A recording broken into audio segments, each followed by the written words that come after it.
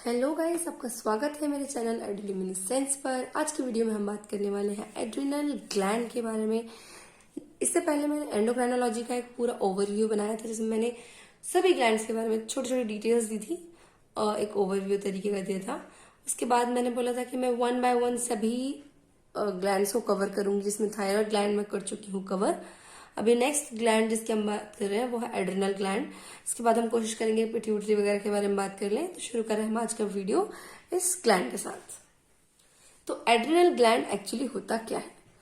Adrenal gland एक ऐसा gland है जो पेयर में प्रेजेंट होता है। इसको हम सुप्रारीनल ग्लैंड भी बोलते हैं। सुप्रारीनल क्यों? जैसे कि आप देख रहे हैं ये किडनीज है। किडनी के ऊपर ये वाला जो पोर्शन आपको दिख रहा है, समवॉट ट्राइंगुलर स्ट्रक्चर जो दिख रहा है, ये है एड्रिनल ग्लैंड। इसको सुप्रारीनल कहते हैं क्योंकि ये सुपीरियर टू द किडनी के ऊपर होता है, इसलिए इसको बोलते हैं सुप्रारीनल ग्लैंड।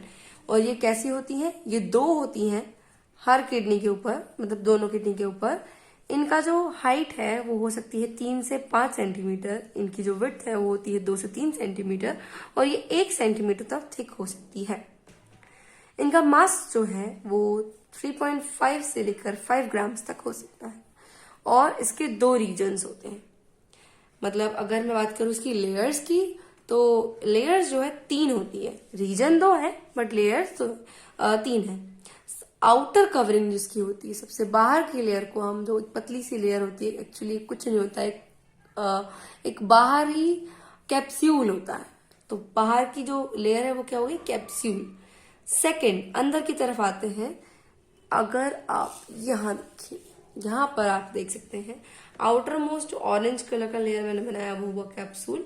यहाँ पर बीच में ये जो आपको थोड़ा थिन एरिया दिख रहा है, ये वाला जो एरिया है यह कॉर्टेक्स, और उसके अंदर वाला जो हिस्सा है वो है मेडुला। तो रीजन्स कितने हो गए इसके? फर्स्ट है एड्रिनल कॉर्टेक्स, सेकेंड है एड्रिनल मेडुला। बात करते हैं एड्रिनल कॉर्टेक्स की। एड्रिनल कॉर्टेक्स जो है उसमें 3 लेयर्स होती हैं। लेयर नंबर 1 जो सबसे बाहर की तरफ प्रेजेंट है उसे हम कहेंगे जोना ग्लोमेरुलोसा। फिर अंदर बीच में जो लेयर प्रेजेंट है उसे हम कहेंगे जोना फैसिकुलाटा, और जो इनर मोस्ट लेयर है उसे हम कहेंगे जोना रेटिकुलरिस। तीनों ही लेयर अलग अलग किस्म के हार्मोन्स को रिलीज करती है। तो आइए समझते हैं कि कौन सी लेयर कौन सा हार्मोन रिलीज कर रही है और उस स्पेसिफिक हार्मोन का काम है क्या। जोना ग्लोमेरुलोसा रिलीज करती है किसको? मिनरलोकॉर्टिकॉइड्स को। मिनरलोकॉर्टिकॉइड्स, इनके नाम से ही समझ में आ रहा है कि मिनरल से कुछ रिलेटेड है ये, ठीक। तो इसका सबसे अच्छा एग्जाम्पल है एल्डोस्टेरोन। ये एक क्लास है, इसके अंदर और अलग अलग हार्मोन्स आते हैं। तो इसका जो मेन एग्जांपल है वह एल्डोस्टेरोन। एल्डोस्टेरोन का क्या काम होता है आपके बॉडी के अंदर? इसका काम होता है, अगर मैं आपको थोड़ा जूम करके दिखाऊं तो इसका काम है सोडियम रीएब्जॉर्प्शन कराना। सोडियम का रीएब्जॉर्प्शन कराना मतलब कि जो किडनी इसके थ्रू सोडियम रिलीज हो रहा होता है उसको ये वापस से एब्जॉर्ब कर लेती है हमारे बॉडी के अंदर। और इससे होता क्या है? यूरिन वॉल्यूम डिक्रीज होता है और आपके बॉडी में आयरन की कमी नहीं होती है। तो कुल मिलाकर ये आपके बॉडी में होम्योस्टेसिस बनाए रखने के लिए जरूरी है। फिर ईसीएफ वॉल्यूम को ये इंक्रीज करते हैं। सीधी सी बात है, अगर ये सोडियम का रीअब्जॉर्प्शन करते हैं, आप समझिएगा बात को, सोडियम का रीअब्जॉर्प्शन करेंगे तो सोडियम और वाटर एक दूसरे से हमेशा कनेक्टेड होते हैं। सोडियम रीअब्जॉर्ब होगा तो वाटर भी रीअब्जॉर्ब होगा।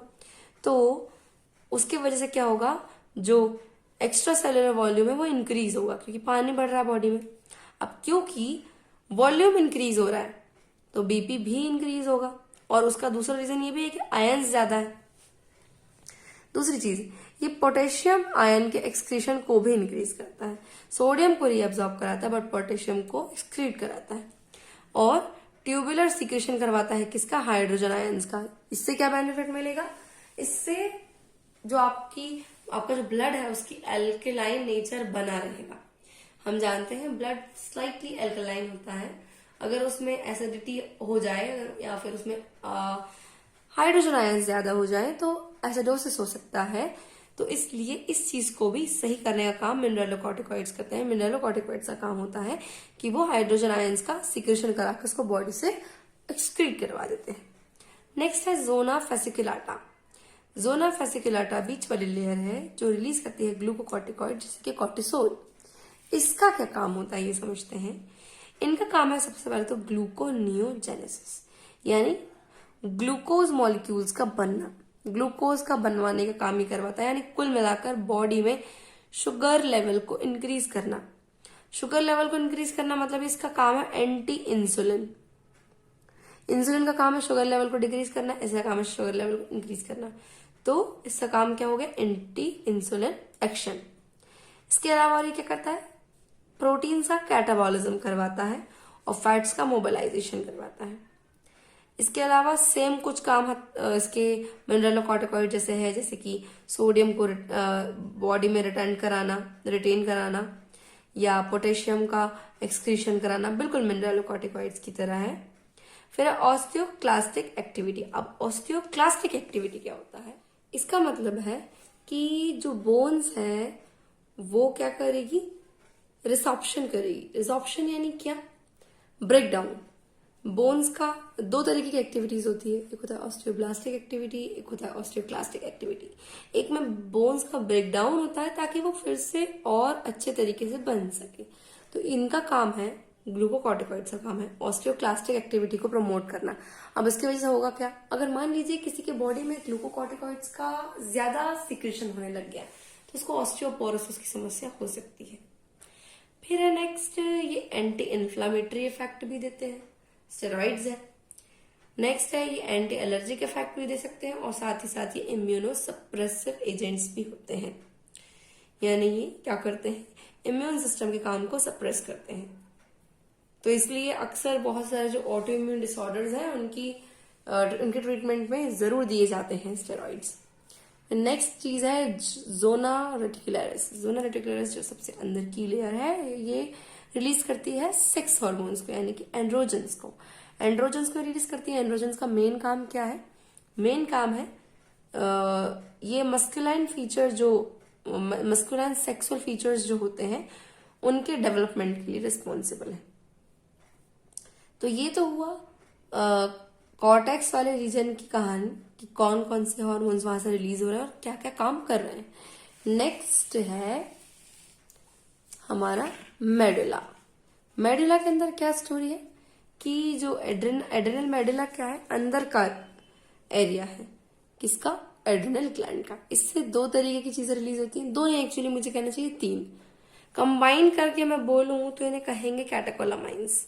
जो कैटेकोलामाइंस होते हैं वो तीन तरीके के होते हैं, एड्रेनलिन, नॉर एड्रेनलिन और डोपामिन। तो बात मैं यहाँ पर कर रही हूँ सिर्फ एड्रेनलिन, नॉर एड्रेनलिन की। डोपामिन पर हम अलग से ही एक वीडियो बनाएंगे क्योंकि वो टॉपिक अपने आप में बहुत बड़ा है और एड्रेनलिन पर तो मेरी वीडियोस ऑलरेडी है, अगर आपको देखनी हो तो लिंक आपको डिस्क्रिप्शन में मिल जाएगी। फिर बात करते हैं एड्रेनलिन आखिर करता क्या है आपके बॉडी में। तो शॉर्ट में बात कर लेते हैं, डिटेल में तो ऑलरेडी मैंने कहा, वीडियो है मेरा अवेलेबल। ये आपके बॉडी में ऑक्सीजन के कंजप्शन को इंक्रीज करता है, CO2 के रिमूवल को इंक्रीज करता है और ब्लड ग्लूकोज को भी बढ़ाता है, मोबाइलाइजेशन करवाता है फ्री फैटी एसिड्स का, डिक्रीज करता है ब्लड कोगुलेशन टाइम को और हार्ट पर सभी इफेक्ट्स को पॉजिटिवली इंक्रीज करता है। अब कौन कौन से इफेक्ट है, सबसे पहले chronotropic effect, inotropic effect, bathochromic effect और ड्रोमोट्रॉपिक इफेक्ट। अब ये सब है क्या, सबसे पहले क्रोनोट्रॉपिक इफेक्ट, यानी कि क्रोनोट्रॉपिक मतलब हुआ कि हार्ट रेट इंक्रीज हो जाएगी। फिर है आयनोट्रॉपिक इफेक्ट। आयनोट्रॉपिक इफेक्ट मतलब फोर्स ऑफ कॉन्ट्रैक्शन इंक्रीज होगा। बैथोक्रोमिक इफेक्ट, इसका मतलब एक्साइटेबिलिटी जो है मसल फाइबर्स की, कौन से muscle fibre, heart muscle fibres, वो बढ़ेगी। ड्रोमोट्रॉपिक इफेक्ट यानी उनकी कंडक्टिविटी बढ़ेगी। तो सभी तरीके से क्या होगा, पॉजिटिव इफेक्ट मिलेगा हार्ट पर। फिर है इनका एक और एक्शन है वैसोकॉन्स्ट्रिक्टर इफेक्ट है, यानी बीपी इंक्रीज करेंगे। और इसके अलावा बीपी इंक्रीज करेंगे भी तो कौन सा, सिस्टोलिक बीपी ज्यादा इंक्रीज करेंगे, डायस्टोलिक को डिक्रीज करेंगे। ये काम है एड्रेनलिन, नॉर एड्रेनलिन का। अब डोपामिन के लिए दूसरा वीडियो होगा। बात कर लेते हैं कि भाई आखिर ये सारी चीजें रेगुलेट कौन कर रहा है, कैसे रेगुलेट हो रही है, ये जान लेते हैं। तो फोकस में लाएंगे हम ग्लूकोकॉर्टिकॉइड्स को और समझेंगे कि कैसे ये कंट्रोल, इनका रिलीज जो है वो कंट्रोल होता है। तो ग्लूकोकॉर्टिकॉइड्स का जो सिक्रेशन है वो कैसे कंट्रोल होता है, वो पिट्यूटरी ग्लैंड से कंट्रोल होता है। किसकी मदद से? ACTH की मदद से। उसकी पूरी स्टेप्स हम जान लेते हैं क्या क्या होती है। सबसे पहले तो हमें पता है कि ग्लूकोकॉर्टिकॉइड्स क्या करते हैं, हमारे बॉडी के अंदर होम्योस्टेसिस बना के रखते हैं, अलग अलग मिनरल्स का क्या करके बैलेंस बना करके। तो होता यूं है कि किसी वजह से, किसी स्टिमुलस की वजह से जो क्या कर दे, वो होम्योस्टेसिस को अनबैलेंस्ड कर दे। ठीक है, तो उसकी वजह से एक स्टिमुलस आएगा जो क्या करेगा। अब ये जो स्टिमुलस आया है वो क्यों आया है? क्योंकि ग्लूकोकॉर्टिकॉइड्स के जो लेवल है वो डिक्रीज हुए हैं ब्लड के अंदर। ठीक, अब ग्लूकोकॉर्टिकॉइड की लेवल डिक्रीज हुए तो इसकी वजह से क्या होगा, कुछ रिसेप्टर्स जैसे कि न्यूरोसिक्यूरिटरी सेल्स होती हैं जो हाइपोथैलेमस के अंदर, वो इस चीज को सेंस कर लेती हैं कि भाई ग्लूकोकॉर्टिकॉइड्स के लेवल्स अब डाउन हो चुके हैं, अब कुछ किया जाए इनके हित में। तो क्या होगा कि हाइपोथैलेमस से इंक्रीज होगा किसका release? CRH, corticotropin releasing hormone का। तो ये इनपुट है। अब ये इनपुट मिलेगा किसको? कंट्रोल सेंटर को, जो कि कौन है? Corticotrophs in anterior pituitary. Anterior pituitary में प्रेजेंट कॉर्टिकोट्रॉफ सेल्स अब रिलीज करेगी ACTH, एड्रीनो कॉर्टिकोट्रोपिक हार्मोन को। और अब ये एड्रीनो कॉर्टिकोट्रोपिक हार्मोन जाएगा अपने इफेक्टर ऑर्गन्स तक, इफेक्टर सेल्स तक, जो कि क्या होती है? Cells of zona fasciculata in adrenal cortex, जो सिक्रेट करेगी ग्लूकोकॉर्टिकॉइड्स को। और अब ये ग्लूकोकॉर्टिकॉइड्स अपने यही सारे काम करने लगेंगे जैसे ही इनका लेवल इंक्रीज हो जाएगा। तो मान लीजिए इनका लेवल इंक्रीज हो गया, तो अब ग्लूकोकॉर्टिकॉइड्स अपना काम कर दिया, यानी सारी कहानी फिर से ठीक हो गई, सब कुछ होम्योस्टेसिस फिर से क्या हो गया? बैलेंस हो गया सब कुछ बॉडी के अंदर। तो जैसे बैलेंस हो जाएगा तो इनका जो लेवल है वो फिर से नॉर्मल हो जाएगा और सब कुछ सिंपली चलता रहेगा। और जैसे ही वो कम होता है तो कहानी फिर यहीं से शुरू हो जाएगी। तो ये जो साइकिल है ये बॉडी के अंदर चलता रहेगा और आपकी बॉडी के अंदर ग्लूकोकॉर्टिकॉइड्स का जो कॉन्सेंट्रेशन है वो सही बना रहेगा और होम्योस्टेसिस भी सही बना रहेगा। तो ये था आज का वीडियो। अगर आपको मेरा ये वीडियो पसंद आया हो तो प्लीज मेरे चैनल को सब्सक्राइब कर दीजिएगा, मेरी इस वीडियो को लाइक कर दीजिएगा और इसको शेयर करना बिल्कुल मत भूलिएगा। अगर कोई डाउट रह गया हो तो आप कमेंट करके मुझसे पूछ सकते हैं। नया सजेशन हो या नया टॉपिक जिसको आप जानना चाहते हो वो भी आप मुझे कमेंट करके बता सकते हैं। और सबसे लास्ट बात, मुझे फेसबुक और इंस्टाग्राम पे फॉलो करना बिल्कुल मत भूलिए। Thanks for watching.